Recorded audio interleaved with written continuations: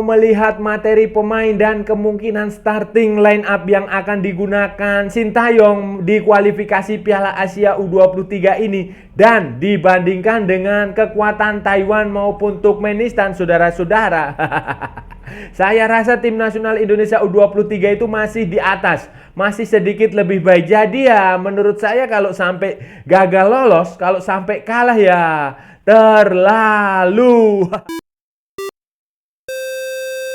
Halo saudara-saudara, jumpa lagi dengan komentator gadungan di sini.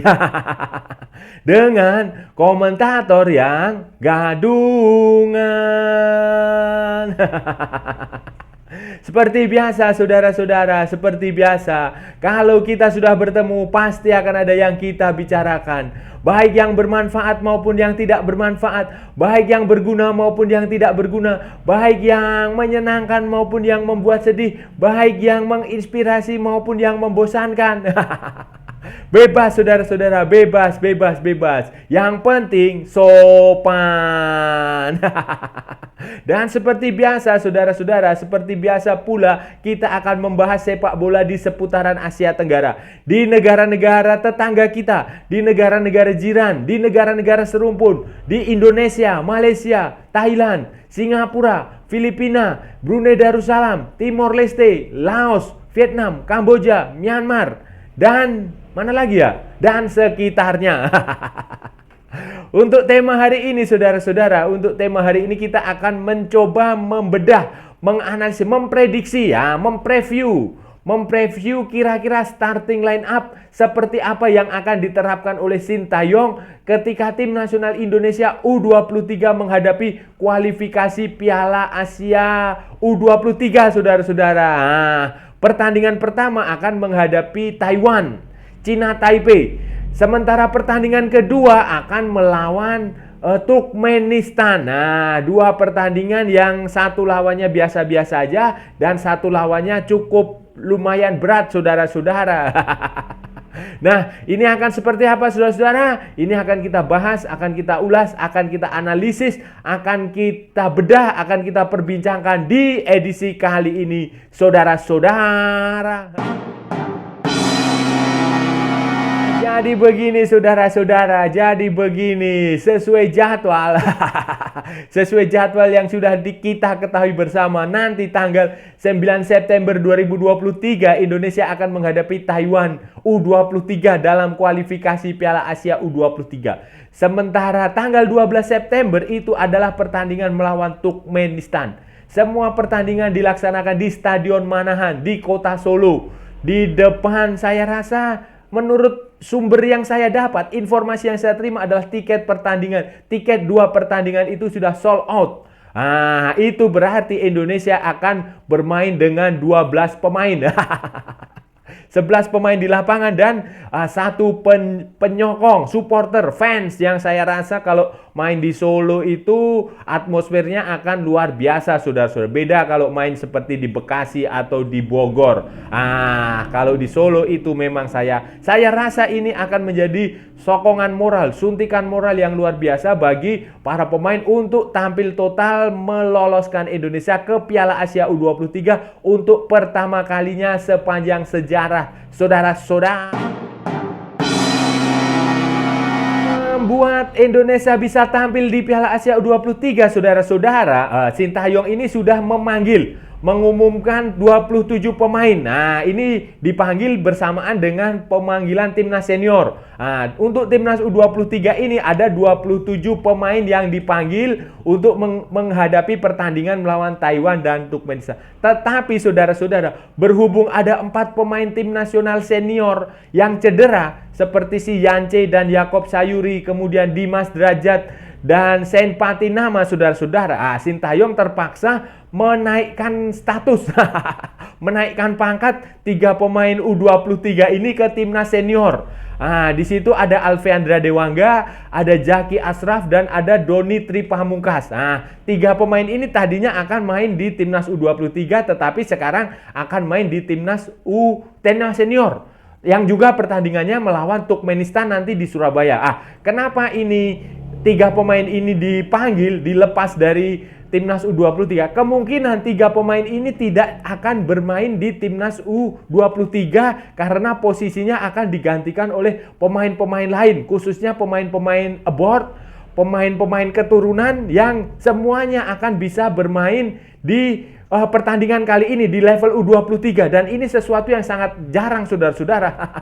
Sangat langka. Jadi Dewangga, kemudian Zaki sama si Doni itu dinaikkan kelasnya ke timnas senior. Nah, supaya mereka juga ya selain kebutuhan, supaya mereka juga belajar bermain bersama senior-seniornya, sekaligus juga memiliki caps di level senior. Dan tentu saja ini sangat penting bagi ketiga pemain, tetapi juga tidak akan bisa mengesampingkan kekuatan dari timnas Indonesia U23.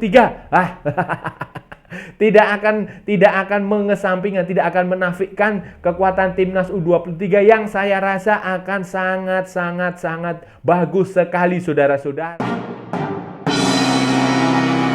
Pemain-pemain seperti ini saudara-saudara, pertanyaannya adalah bagaimana nanti Sintayong akan mengelola bermain dengan timnas U23 ini saudara-saudara. Kenapa saya bertanya seperti itu? Karena ini adalah mayoritas pemain ini sebenarnya adalah pemain-pemain senior. Pemain-pemain senior sudah bermain sejak Piala AFF 2020, bahkan sejak kualifikasi Piala Dunia 2022 saudara-saudara. Bayangin. Bayangin, ini benar-benar menurut saya kekuatan yang luar biasa, dan ini membuat Sintayong ini tidak akan kesulitan untuk mencari formasi terbaik, mencari komposisi terbaik. Jadi bagaimana ini nanti? Kemungkinan ya kita akan lihat dulu formasinya seperti apa. Bisa saja Sintayong akan menggunakan 4-3-3, bisa juga 4-4-2, bisa juga 3-5-2, bisa juga 3-4-3. Kalau melawan Taiwan, saya rasa Sintayong akan bermain dengan 4-4-2 atau 4-3-3.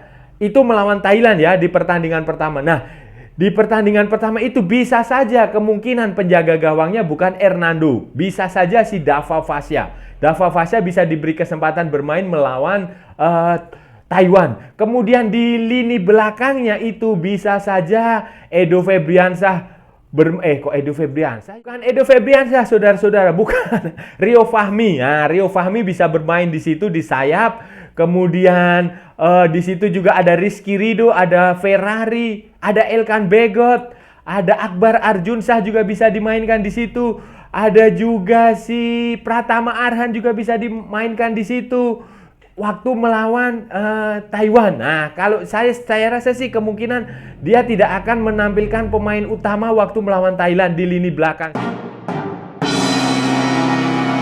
Cara untuk lini tengah dan lini depan saudara-saudara, pilihannya juga sama karena Sintayong ini pasti akan mempertimbangkan Turkmenistan sebagai lawan yang paling berat. Jadi dia akan mengistirahatkan pemain utama ketika menghadapi Taiwan. Itu berarti bisa jadi Marcelino Ferdinand itu akan istirahat terlebih dahulu. Kemudian Ivar Jenner itu juga bisa jadi istirahat terlebih dahulu, nanti baru dimainkan waktu melawan Turkmenistan. Kemudian bisa saja Arkan Fikri yang bermain, atau Beckham kembali main, Witan Sulaiman juga bisa kembali main, atau malah Witan Sulaiman diistirahatkan. Victor Detan bisa diberi kesempatan bermain, Raihan Hanan itu bisa diberi kesempatan bermain. Jadi formasi di lini tengah itu kemungkinan seperti itu.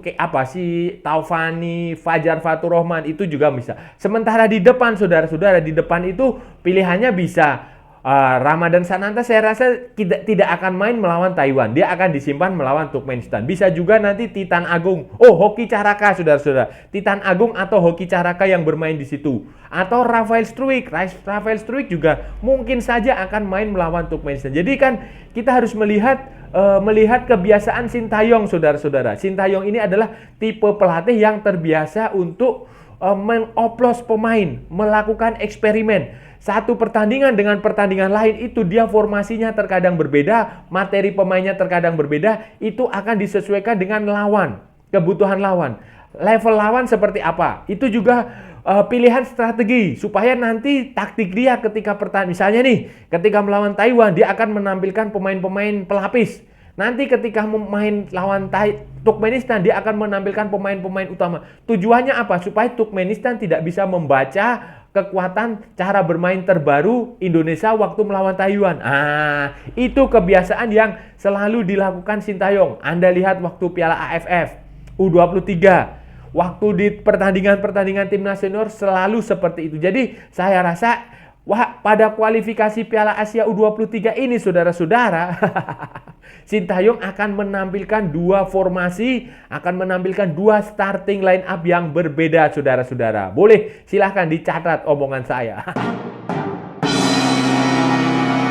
Ada yang salah jika Sintayong memainkan pemain pelapis, pemain cadangan waktu menghadapi Taiwan. Dan itu menurut saya normal-normal saja dan masuk akal. Bahkan itu harus dilakukan, saudara-saudara. Kenapa? Karena kalau kita lihat dari komposisi pemain Taiwan sajalah. Kita melihat kualitas permainan Taiwan. Permainan Taiwan ini, para pemain, kualitas pemainnya maupun cara bermain mereka itu tidak sebagus Indonesia. Mungkin mereka juga masih ada di bawah oleh Taiwan, di bawah Turkmenistan, saudara. Dibandingkan dengan negara-negara ASEAN pada umumnya, kualitas Taiwan ini juga masih di bawah lah, di bawah Malaysia, di bawah Thailand, di bawah Vietnam. Bahkan kemungkinan dengan Kamboja, dengan Myanmar ini ya 50-50 lah. Itu seperti itu. Kalau Anda saudara-saudara perhatikan materi pemain yang dibawa Taiwan ke Indonesia itu terdiri dari beberapa pemain dari universitas. Pemain-pemain universitas dari National Taiwan National Taiwan University of Sport. Itu juga ada beberapa pemain di situ. Kemudian ada lagi dari Ming Chuan University. Itu juga beberapa poin di situ. Kemudian ada juga yang dari pemain-pemain dari liga di profesional sih bukan. Kalau di Taiwan itu nggak ada kompetisi profesional. Mereka semi profesional. Jadi beberapa liganya itu juga mereka bermain di liga digaji, tetapi juga beberapa pemain itu juga karyawan di perusahaan yang klubnya ikut kompetisi itu. Jadi kira-kira kayak di Indonesia tahun 90-an, 80-an lah, saudara-saudara. Sepak bolanya kita bicara sepak. Karena Taiwan ini bukan negara sepak bola. Taiwan ini negara baseball. Mereka kalau baseball bagus sekali, saudara. Badminton juga lumayan, Rugby juga lumayan. Tetapi kalau sepak bola itu mereka tidak terlalu bagus, saudara-saudara. Jadi ya bisa cukup masuk akal lah. Bisa cukup masuk akal pemain-pemain mereka, dan kualitasnya memang masih lebih bagus Indonesia. Apalagi juga Indonesia juga beberapa kali pernah mengalahkan Taiwan, baik di level senior maupun di level junior. Kita kalau nggak salah waktu playoff kualifikasi Piala Asia 2023 juga kita ketemu Taiwan, kita mengalahkan Taiwan. Kemudian waktu Asian Games 2018 kita juga mengalahkan Taiwan. Jadi ya peluang Indonesia menang besar, saudara-saudara. Sedikit harus diwaspadai adalah Turkmenistan, saudara-saudara. Turkmenistan, apalagi jadwal mereka itu relatif lebih menguntungkan dari Indonesia. Jadi karena ini 3 tim ya, Taiwan dan Turkmenistan akan tanding pertama. Jadi nanti waktu Indonesia melawan Taiwan itu Turkmenistan istirahat. Jadi tenaga mereka akan tersimpan jauh lebih banyak dibanding tenaganya Indonesia dan Taiwan tentu saja. Selain itu juga, saudara-saudara, selain itu, yang jauh lebih penting adalah materi pemain Turkmenistan. Materi pemain Turkmenistan ini menurut saya sangat bagus lah. Mereka rata-rata usianya 19, 20, 21. Mayoritas itu bermain di kompetisi dalam negeri. Di Liga Turkmenistan. Dan ada satu yang main di Belarus kalau nggak salah, di Lokomotiv Gomel. Sementara mayoritas main di beberapa klub lokal Turkmenistan yang cukup bagus seperti si Ahal FC, kemudian Asgabat, kemudian Kopetdak. Kemudian ada lagi Altin Asir. Dan jangan lupa, saudara-saudara, Turkmenistan ini adalah tampil di Liga Champion Asia. Klub Turkmenistan ini tampil di Liga Champion Asia di wilayah barat. Jadi secara kualitas liga, tentu saja Liga Turkmenistan sedikit di atas Liga 1 Indonesia. Turkmenistan ini saudara-saudara, ini akan menggunakan pemain-pemain dari timnas U21 mereka. Nah, jadi istilahnya bedol desa. Jadi satu rombongan itu dari timnas U21 itu dinaikkan semuanya ke timnas U23. Itu termasuk pelatih mereka si Ahmet Agamiradov. Ahmet Agamiradov itu pelatihnya Turkmenistan ini yang akan menghadapi, dan pemain-pemain mereka itu sudah ya sebenarnya hampir mirip dengan Indonesia lah. Mereka sudah terbentuk cukup lama sekali. Cukup lama dari timnas U21 itu naik dari generasi timnas U19 naik ke timnas U21. Sekarang mereka timnas U21 ini naik ke timnas U23 dengan beberapa pemain yang sebelumnya tampil di Piala Asia U23 2022 lalu. Ada beberapa pemain. Itu semua. Jadi mereka secara chemistry itu sudah terbentuk cukup lama. Yang membedakan yang membedakan dengan Indonesia hanyalah kalau pemain Indonesia itu sudah banyak yang main di senior, sementara pemain dari Turkmenistan ini banyak yang belum main di senior. Jadi secara pengalaman, secara mental, secara jam terbang sedikit lebih bagus Indonesia. Tetapi secara chemistry, cara bermain mereka, kekompakan mereka tidak perlu diragukan lagi. Dan sebelum berangkat ke Indonesia, saudara-saudara, mereka menggelar pemusatan latihan di Cina, menjalani latihan dan sejumlah pertandingan uji coba di Cina dengan hasil yang lumayan lah, saudara-saudara. Dengan situasi seperti itu, bagaimana peluang Indonesia? Bagaimana kesempatan Indonesia untuk memenangkan pertandingan melawan Taiwan dan Turkmenistan sekaligus lolos ke Piala Asia U23 untuk pertama kalinya dalam sejarah? Kansnya, peluangnya itu sangat besar, saudara-saudara. Amat sangat besar sekali. Kenapa saya bilang amat sangat besar sekali? Karena ya secara di atas kertas ya, ini kita bicara di atas kertas. Kita nggak pernah tahu apa yang ada di lapangan. Tetapi di atas kertas seharusnya Indonesia ini punya pemain yang jauh lebih bagus, jauh lebih berpengalaman, dan jauh lebih matang. Itu. Selain itu juga dukungan pendukung supporter tuan rumah di Stadion Manahan itu akan memberikan booster, memberikan tambahan amunisi, akan memberikan pelecut semangat kepada para pemain untuk benar-benar tampil total. Ditambah dengan kemampuan Sintayong untuk meracik, untuk membaca strategi lawan, untuk menerapkan strategi yang tepat. Bagi tim nasional, saya percaya Indonesia akan bisa lolos ke Piala Asia U23 dengan mengalahkan Taiwan maupun Turkmenistan. Saudara-saudara,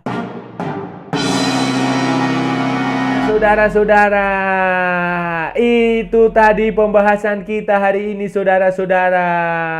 Kita sudah bicara panjang lebar tentang prediksi, tentang analisis, tentang kemungkinan apa saja yang akan terjadi di kualifikasi Piala Asia U23, khususnya prediksi kita tentang starting line up, tentang kemungkinan pemain yang akan merumput, yang akan bertanding membela tim nasional U23 Indonesia melawan Taiwan dan Turkmenistan. Itu tadi kita sudah jabarkan kelebihan dan kekurangan yang ada di Indonesia, Taiwan maupun Turkmenistan.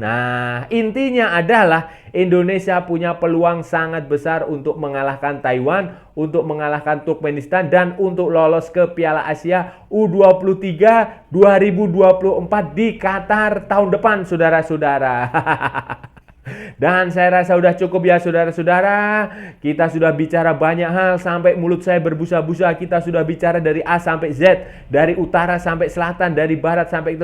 Pokoknya banyaklah. Sampai saya sendiri juga lupa apa yang dibicarakan. Kalau ada salah-salah ya mohon maaf, saudara-saudara.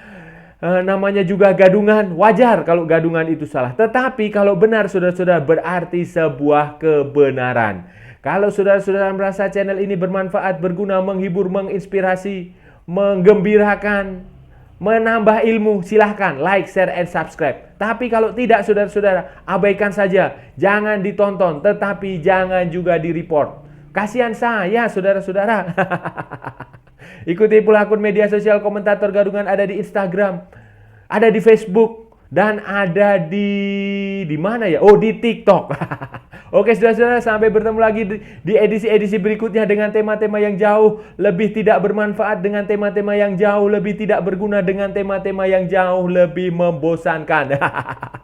Salam olahraga dan merdeka.